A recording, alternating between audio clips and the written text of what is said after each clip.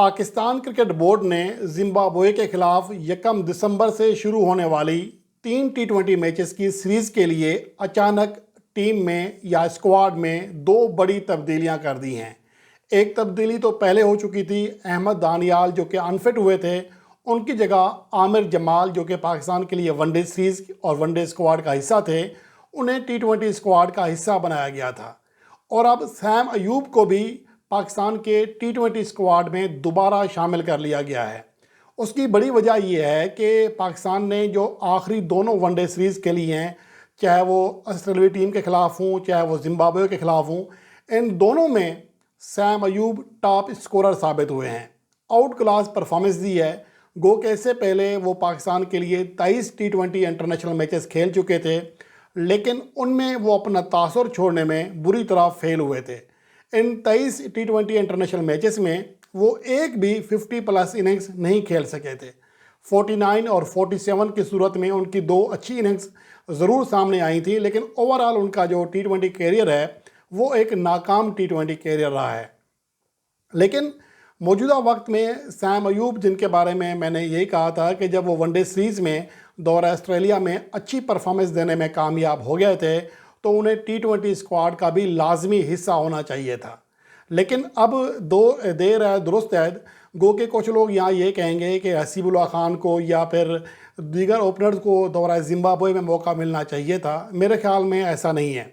ایک کھلاڑی کو اس ٹائم پر زیادہ بہتر انداز میں موقع دینا چاہیے جب اس کا اعتماد آسمانوں کو چھو رہا ہو، جب اس کی پوری فارم بحال ہو چکی ہو، اپنے جوبن پہ ہو، تب انہیں زیادہ میچز کھلانے چاہیے، اور اسی طرح ہی کوئی کھلاڑی بڑا کھلاڑی بنتا ہے۔ سیم ایوب جو کہ بدقسمتی سے مسلسل فلاپ ہو رہے تھے، لیکن انہیں مسلسل کھلایا جا رہا تھا، وہ بھی غلط تھا۔ لیکن اب چونکہ اس نے پرفارم کرنا شروع کر دیا ہے تو اصل میں وہ پلیئر ہی T20 کا ہے۔ انہیں ٹیم میں لایا ہی اس لیے گیا تھا کہ وہ اچھے اسٹرائک ریٹ سے کھیلنے والا کھلاڑی ہے، اس کے چند اسٹروکس جو ہیں ایک ان کے یوں سمجھے ٹریڈ مارک ہیں، تو وہ سگنیچر شاٹ جسے کہتے ہیں وہ ان کے پاس ہے، نیو لک شاٹ بھی کہتے ہیں اسے۔ تو اس طرح کے اور بھی چیزیں ہیں جو کہ ون ڈے سیریز میں، ون ڈے میچز میں اس نے بخوبی یہ بات ثابت کی ہے کہ اگر اسے موقع دیا جائے یا تھوڑا پریشر کم ہو تو وہ پرفارم کر سکتا ہے۔ ظاہر سی بات ہے کہ بابر اعظم اور رضوان کی اوپننگ جوڑی توڑتے ہوئے سیم ایوب کو موقع دیا گیا تھا، اور اکثر جو کیپٹن رہے ہیں ان کے ماں سوائے ایک سیریز کے، اس میں بابر اعظم ہی رہے ہیں۔ تو ظاہر سی بات ہے کہ ایک آٹومیٹک پریشر تو آتا ہے کھلاڑی کے اوپر، اور یہی وہ چیز تھی، شاید سیم ایوب اس پریشر کو نہیں جھیل سکے۔ اب محمد رضوان کی کیپٹنسی میں سیم ایوب بالکل مختلف کھلاڑی دکھائی دے رہا ہے۔ اگر آپ دورہ آسٹریلیا کی بات کریں تو وہاں پر وہ 125 رنز کرنے میں کامیاب رہا 3 میچز میں، اور 41 کی ایوریج، 97 کا اسٹرائک ریٹ، جو کہ بہت بڑی بات ہے کہ ایک پاکستانی اوپننگ بلے باز آسٹریلوی کنڈیشنز میں اس اسٹرائک ریٹ کے ساتھ بیٹنگ کرے، جو کہ بہت ہی مشکل ہوتا ہے۔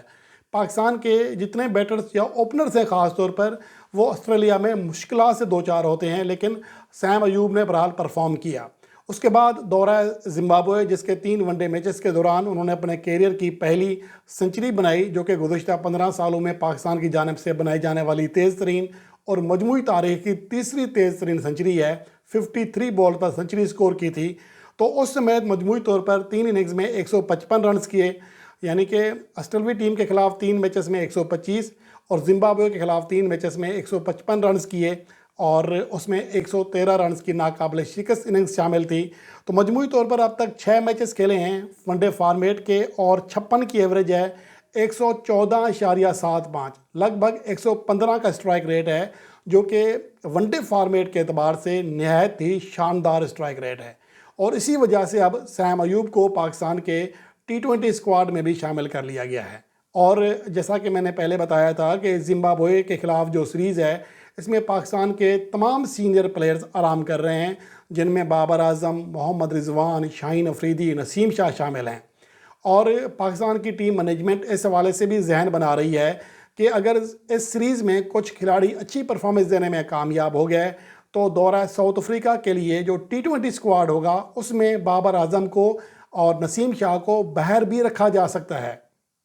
تو اس لیے سیم ایوب کی زمبابوے کے خلاف جو کارکردگی ہے وہ بہت زیادہ معنی رکھے گی۔ اگر زمبابوے کے خلاف T20 سیریز میں وہ اسی طرح پرفارم کرنے میں کامیاب ہو گیا ہے جس طرح دورہ آسٹریلیا میں اور دورہ زمبابوے میں ون ڈے میچز میں پرفارم کیا ہے، تو یقیناً ایز اے اوپنر ان کی T20 فارمیٹ میں جو جگہ ہے وہ پکی ہو جائے گی۔ اب اطلاعات یہ بھی ہیں کہ محمد رضوان کو چوتھے نمبر پر کھلائے جانے کا امکان ہے پاکستان ٹیم میں، اور سیم ایوب اوپننگ کریں گے، ان کے ساتھ سیرزادہ فرحان ہوں گے۔ اب دیکھنا یہ ہے کہ پاکستان کی جو ٹیم مینجمنٹ ہے جب فائنل 11 میدان میں اتارے گی اس کا کمبینیشن کیا ہوگا۔ ویسے میں نے آج پاکستان کی پلینگ 11 کے لحاظ سے ٹیم بنائی تھی، اس میں اب یوں سمجھ لیں کہ حسیب اللہ خان کی جگہ سیم ایوب پاکستان ٹیم میں آ جائیں گے، اور اسپن آپشن میں ابرار احمد بھی اب پاکستان ٹیم کو دستیاب ہیں۔ ہو سکتا ہے کہ عرفات منہاز کی جگہ انہیں پاکستان ٹیم کا حصہ بنایا جائے، کیونکہ زمبابوے کی کنڈیشن میں اسپنرز بہت ہی اہم کردار ادا کر رہے ہیں۔